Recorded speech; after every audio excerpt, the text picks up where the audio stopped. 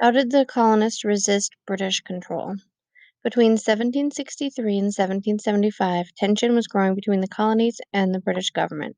To protest against British actions, the colonists organized town meetings and wrote angry letters to the newspapers. They also put together independent voluntary groups that organized other ways to resist the British. The most significant of these groups were the Committees of Correspondence. Their mission was to make sure that each colony knew about events and opinions in other colonies.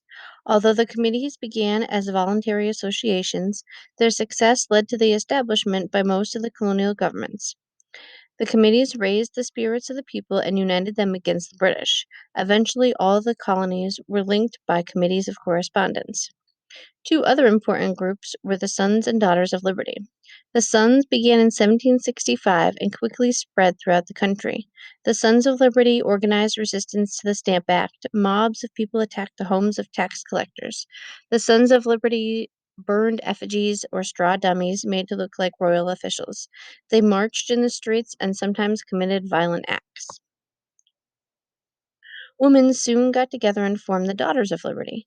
They helped to make the boycott of British trade effective. Instead of buying British goods, they began spinning their own yarn and making their own linen. After the British Parliament passed the Tea Act in 1773, many women gave up drinking tea. Both the Sons and Daughters of Liberty continued with acts of resistance until the start of the Revolutionary War. Then there were two well known events that resulted in violence. The Boston Massacre, 1770. British troops opened fire on a crowd of protesters outside the Customs House in Boston. 5 people died as a result. The tragedy convinced many colonists that the British government would use military force to make them obey the laws. The Boston Tea Party, 1773. The colonists attempted to prevent the unloading of the cargo of tea that had arrived in Boston Harbor.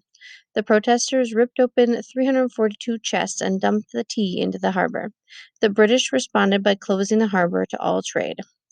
By the fall of 1774, these events had led many colonists to decide that it was time to take united action. The Committees of Correspondence called for representatives from all the colonies to meet in a General Congress once a year. They were to deliberate on the general interests of all the colonies. This call laid the foundation for the Continental Congress.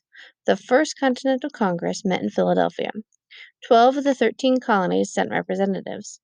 It was the start of a unified American government. The purpose of the Congress was to decide on the best response to the actions of the British government. The members of Congress agreed to impose their own ban on trade with Great Britain.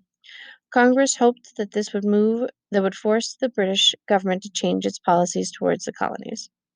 On April 19th, 1775, fighting broke out between Great Britain and the American colonies. On that day, British troops marched to the town of Lexington and Concord in Massachusetts. The army was supposed to capture hidden guns and supplies by surprise, but a system of signals warned the Americans. The Americans fired on the British and forced them back to Boston. That was the beginning of the Revolutionary War.